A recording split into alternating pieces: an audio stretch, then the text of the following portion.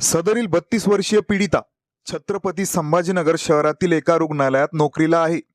काही दिवसांपासून ती आर्थिक अडचणीत होती। त्यामुळे तिने तिच्या एका मित्राला शहरात भेटण्यासाठी बोलावले होते। 17 डिसेंबरच्या रात्री ते दोघे रेल्वे स्थानक परिसरात भेटले। नंतर त्याच रात्री त्यांनी सोबत बियर पिण्याची इच्छा व्यक्त केली आणि नियोजनही केले। त्यासाठी तिच्या मित्राने जवळच असलेल्या हॉटेल ग्रेट पंजाबमध्ये एक खोली बुक केली। त्या ठिकाणी पीडित तरुणी व तिच्या मित्राने जेवण व सोबत बियर घेतली। आता घडलं असं की महिलेच्या मित्राने जास्त प्रमाणात बियर घेतल्याने तो अधिकच नशेच्या अंमलाखाली गेला, ज्यामुळे तो गाढ झोपी गेला। त्यावेळी अंदाजित 11 ते 11:30ची वेळ असेल। महिलेचा मित्र गाढ झोपेत होता। याच दरम्यान पीडित तरुणी काही कारणाने खोली बाहेर आली। हॉटेल ग्रेट पंजाबमध्ये त्यांनी 105 क्रमांकाची खोली बुक केली होती। सदरील तरुणी मित्र झोपल्यानंतर जेव्हा थोडा वेळ खोली बाहेर आली, 10 मिनिटे बाहेर राहून तिला आता परत जायचं होतं। कदाचित त्यावेळी ती सुद्धा काही प्रमाणात नशेत असेल। परत खोलीत जाताना तिच्याकडून एक मोठी चूक झाली। लॉजमध्ये त्याचा खोली क्रमांक 105 होता आणि पीडित महिलेने चुकून खोली क्रमांक 205 मध्ये प्रवेश केला। त्या खोलीत छत्रपती संभाजीनगर येथेच राहत असलेले 3 मित्र होते। आरोपी ऋषिकेश, घनश्याम व किरण हे 3 मित्र दारूचे सेवन करत होते। जेव्हा पीडिता त्यांच्या रूम मध्ये शिरली तेव्हाच तिला लक्षात आलं की आपण चुकीच्या खोलीत आलोय।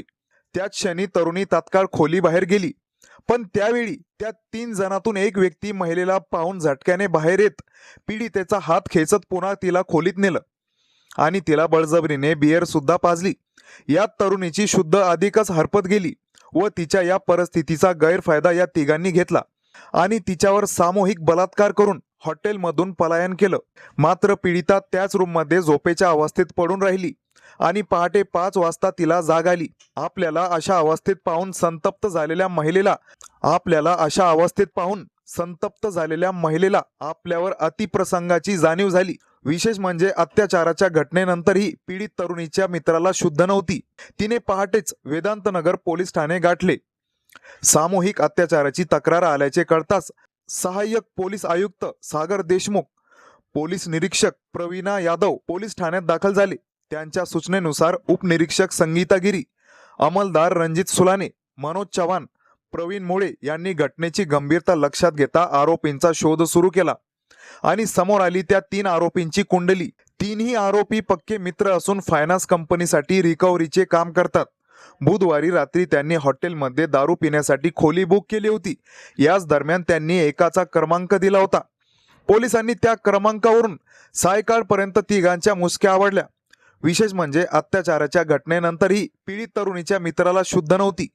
पीडित तरुणी विवाहित असून तिला एक मुलगा आहे। घटनेची माहिती कळताच तिचा पती देखील सकाळी ठाण्यात दाखल झाला होता। दरम्यान 3ही आरोपींना शुक्रवारी न्यायालयात हजर करण्यात येणार असल्याचे पोलीस निरीक्षक प्रवीणा यादव यांनी सांगितले। या घटनेबद्दल तुमचं मत प्रतिक्रियाद्वारे व्यक्त करा। आपल्या मराठी चॅनलवर पहिल्यांदा व्हिजिट केलं असेल तर सबस्क्राईब नक्कीच करा।